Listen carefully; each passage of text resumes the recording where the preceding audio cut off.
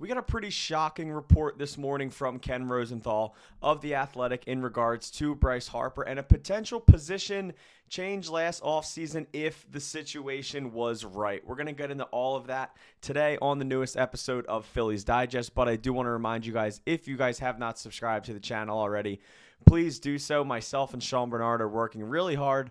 Right now, we're getting out over one video a day, and just 23% of our viewers are subscribed right now. That means over 76% of you guys that are watching our videos have not subscribed to the channel. We want to make sure that you guys are getting notified the second that our videos are uploaded, because this is the place to be for all Phillies coverage on YouTube. So as far as the report this morning from Ken Rosenthal, he did a big interview with Phillies star first baseman Bryce Harper yesterday down in Clearwater. And we heard a lot from this interview, and probably the biggest thing that stood out was a quote from Bryce about a potential position change last offseason. Harper said this in the article. He said, "I talked to the Phillies this offseason about that, just in case a guy was available at first that we needed to have and needed to get. I'd be more than open to it," and as in it, this is Bryce Harper possibly moving back to the outfield. Yes, that was the report, and that was the question that was framed by Ken Rosenthal, if a move back to the outfield was possible. So once again, Harper said, "I'd be more than open to it."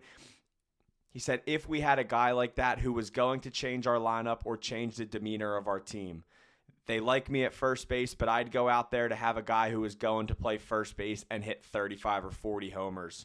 When Pete Alonso was on the block still, I kind of sat there and was like, hey, why not? When we talked about it, I kind of just reiterated to the Phillies and Scott Boras that I'm willing to move out there if it's going to help us. I love playing first base. He then said, it's been great, but if it's going to help us win, then I would go back there. And I continue with this in my article for Crossing Broad, where you can check it out on our website. But I eventually went on to say that Schwarber has turned into the Phillies' full-time DH over the last few seasons, and although he'll play some more outfield this year, that's his spot in the lineup as far as the DH spot. He's a free agent after this season, although there are already reports that the Phillies and Schwarber's camp want to agree on an extension. Max Kepler was only signed to a one-year deal. Nick Castellanos' contract is up after the 2026 season. There are going to be holes in the Phillies outfield eventually.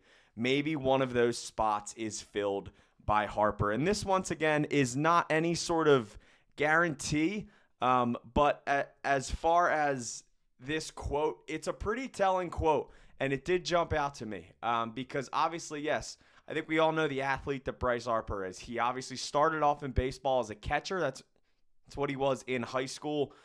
And then once he started to realize he could really hit, he was such an incredible athlete. He started playing some more outfield. Then he obviously got drafted to play in the outfield. And then obviously 2 years ago, Bryce Harper started to make the full-time transition to first base. The biggest reason for that at the time, and it did make sense, was due to Rhys Hoskins tearing his ACL in spring training. The Phillies had a hole. At the time, the best option for Rhys's replacement was everyday Cody Clemens back in 2023. So the Phillies knew that they needed to do something. The sort of tendency in baseball to basically like elongate a guy's career has been to put him at first base over the years. We've seen some players sort of make the transition over there. It's not as much running as the outfield. It's not as much of a wear and tear on your arm. Obviously, I think we know once again the kind of athlete that Bryce Harper is, and it has showed sort of over the last few years. He was obviously a Gold Glove finalist last year in just his first full season at the position, but it does lead me to believe that maybe Bryce Harper isn't necessarily locked into first base for the rest of his career. Obviously, the name that he threw out there was Pete Alonso. We all know the extension, or I guess the new contract that Alonso did get with the Mets in the offseason. But another name will be on the free agent market this coming offseason as far as big first basemen, and that is Vladimir Guerrero Jr.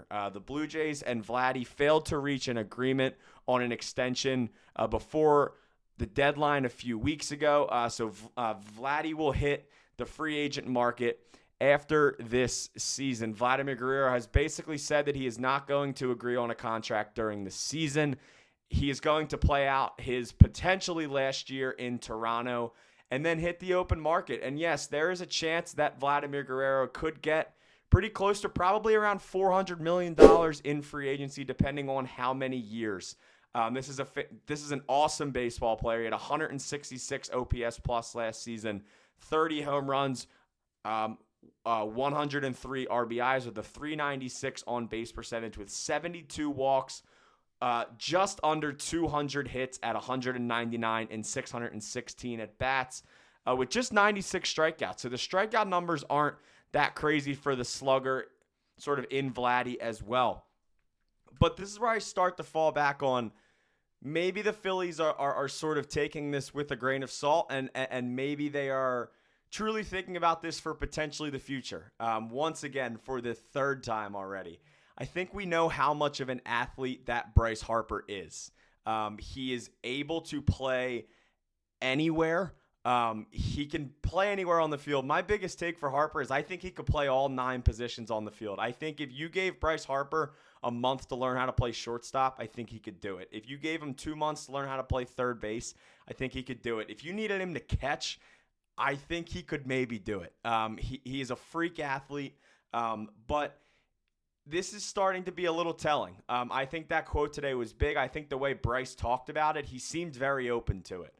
It seemed like he was open to it in the offseason. I think we all know that Bryce just wants to win a championship. I don't think Bryce cares how he wins a championship. He wants to have the parade on Broad Street. He's talked about it multiple times. He did an interview today with Sports Radio 94 WIP and said everything about the Eagles parade just looked incredible, and he has been dreaming of that parade as the star of this Phillies team since he's gotten here. This was an interesting article today from Phillies Nation's, and this did catch my eye a bit. This is from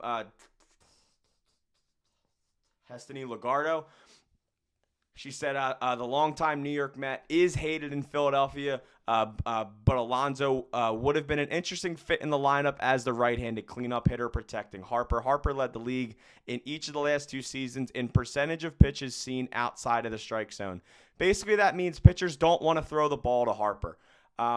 She went on to say that some of the reasoning behind that is because Harper is one of the best hitters in baseball, but other sluggers in the league that are on his level see more strikes. Lineup protection could be part of the issue, and signing a right-handed power bat with patience like Alonso could have alleviated the problem. But the Phillies were hesitant to dive headfirst into the deep end of the free agent pool with luxury tax payroll that was already nearing $300 million heading into the offseason. Obviously, they got Max Kepler, Jordan Romano, Joe Ross, and they traded for Jesus Luzardo. The Phillies were not connected to Alonso in the rumor mill at any point during the offseason, and Rosenthal did reiterate that the Phillies never got serious about Alonso, quote unquote. This could be something to file away for later, says Legardo. She goes on to say the big free agent next offseason, Vladdy Jr., who we did just talk about, he could cost $400 to over $500 million to sign, and the Phillies, even if they are interested, will probably not be considered one of the favorites to land him heading into the offseason. But if Philadelphia is looking to once again be big spenders in free agency, let it be known that Harper is willing to go back to the outfield to bring in another superstar.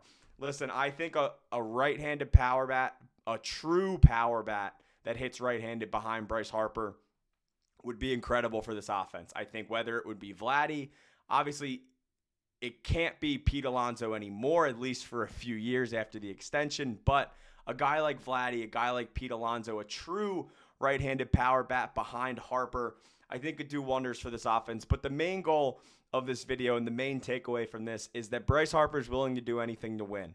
And my biggest takeaway from this is I am not locking Bryce Harper into first base full-time for the rest of his career. Once again, I think he wants to do anything to win. And if it's the best move for the Phillies to get another star in here, I think they're going to be sort of thinking about it maybe once we get maybe to the offseason. So with that, I did want to remind you guys one more time, if you guys have not subscribed to the channel already, please do that. Just 23% of our viewers are subscribed. That once again means that 76.6% of you guys watching are not subscribed to Phillies Digest. This is the best Phillies page on YouTube, and I do want you guys to know that and be notified every time that we are uploading on YouTube. So once again, this has been a newest episode of Phillies Digest. My name is Arcaini, and I will see you guys next time.